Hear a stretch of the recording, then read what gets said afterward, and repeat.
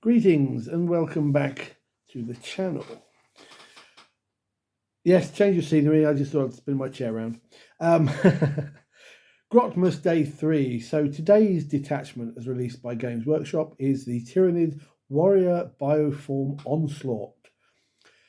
I wasn't sure what Games Workshop would do for this one, as pretty much everything I could think of for Tyranids is pretty much covered by what's in the codex. But it's true. Tyranid Warriors are a popular unit, even though they don't get a lot of love these days. So to have a detachment built around Tyranid Warriors is actually really, really good.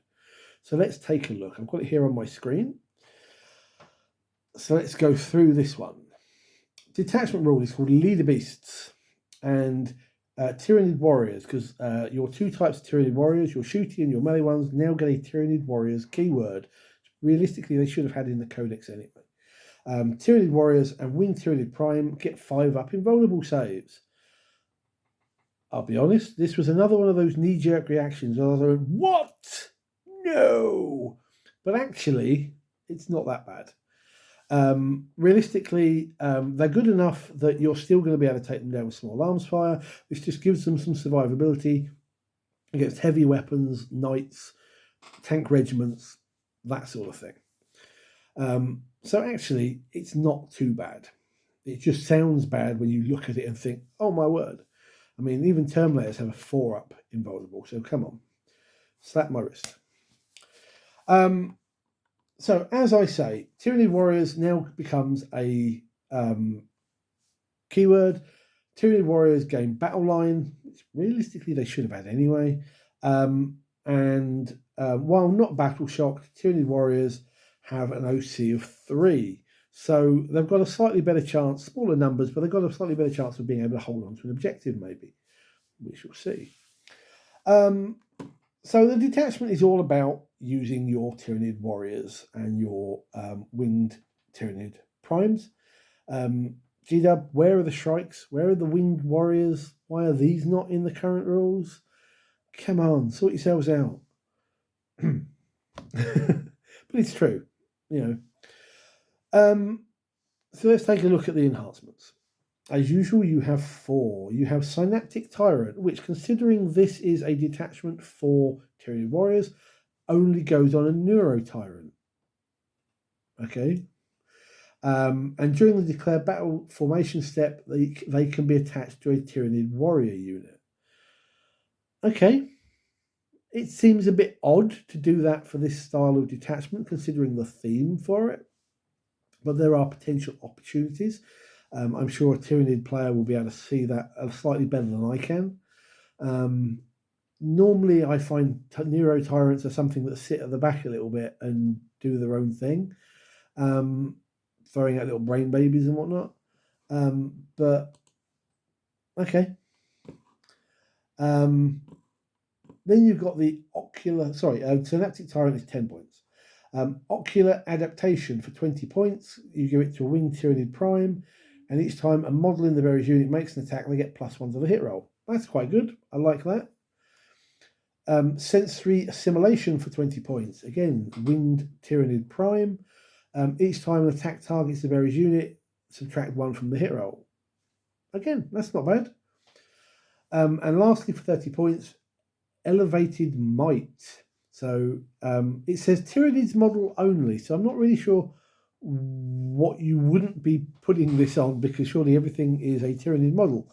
But there you go. The Bearers unit is eligible to declare a charge in a turn in which it advanced. So it's giving your warriors the opportunity to get up the table and get onto those objectives. Not get on, so it's get into combat. Let me rephrase that, with the enemy. I don't know where the objectives thing come from there. Forgive me. Gets you up the table and into combat a little bit quicker.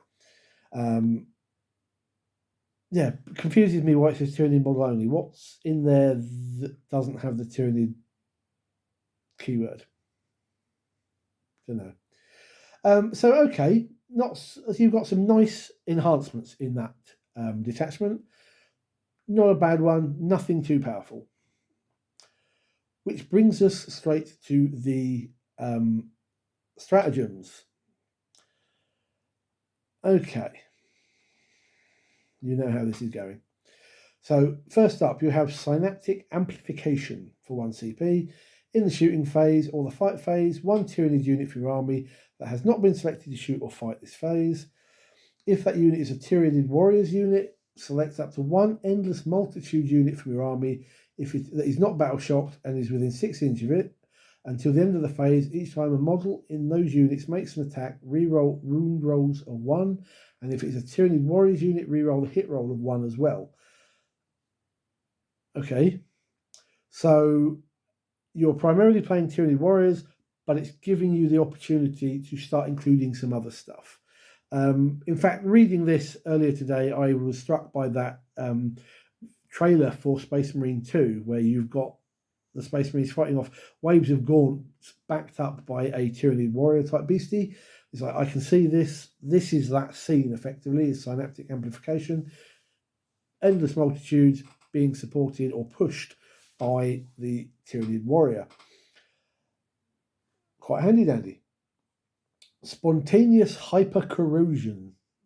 Sometimes I think the writers of these things sit in front of a thesaurus all day, just finding strange words to put together.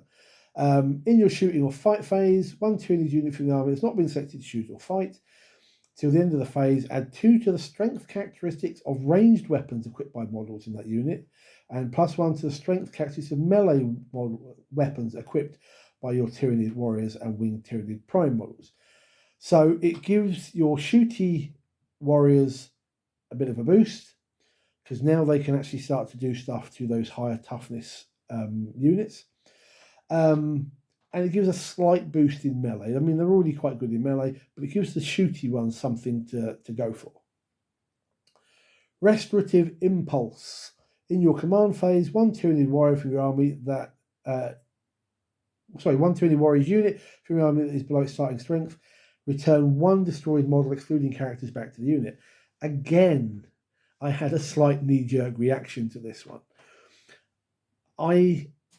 In a way, I detest armies that constantly produce models back to the units. Necrons are a pain in the bum for this. You get to do this with the swarm detachment. You can keep throwing, up to a point, you can start throwing models back in and what have you. I find it really irritating sometimes when armies do this, but unlike these others where you get like a random amount back, this is just 1 model. It's not as bad as it sounds. And if it helps the Tyranid player, because, warriors are not played for a reason. If this helps keep them going, then I'm all for it. But it was another one that just made me suddenly go, straight off the bat.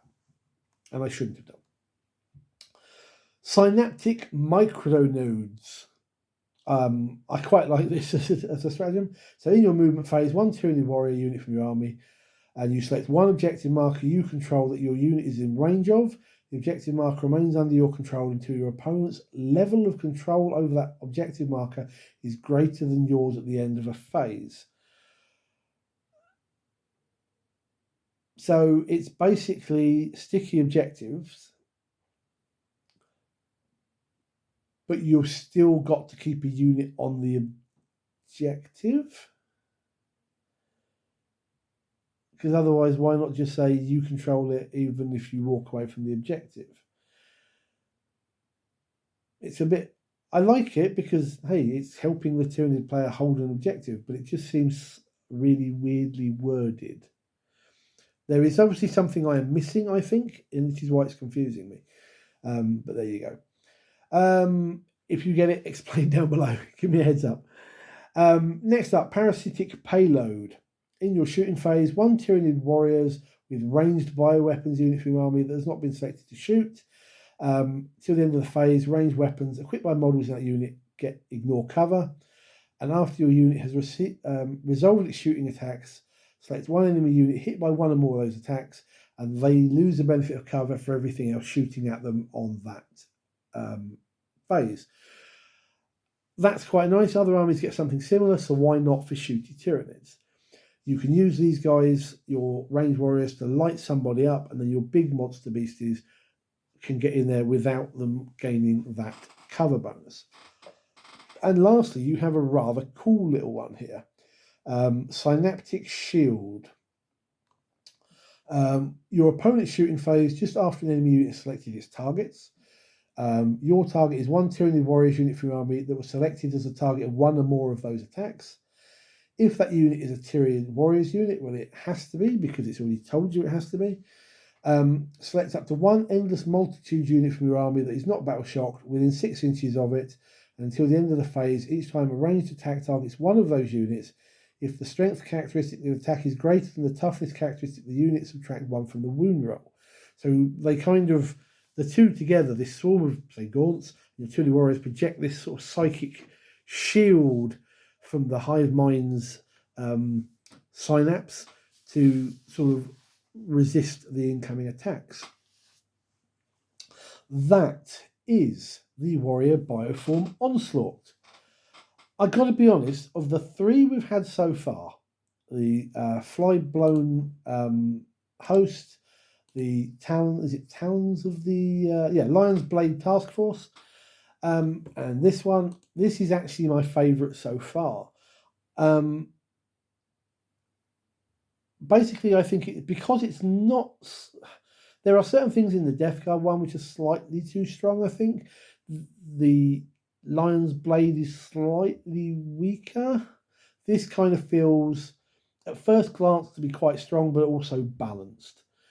I can fully see this being picked up by Tyranid players. It's just whether they've bothered to pick up or still have those warriors which haven't been seen a lot of use for a long time, just gathering dust on a shelf. Now's the time to drag them out and put them on the battlefield and see how it goes. So yeah, Warrior Bioform Onslaught, really like this detachment.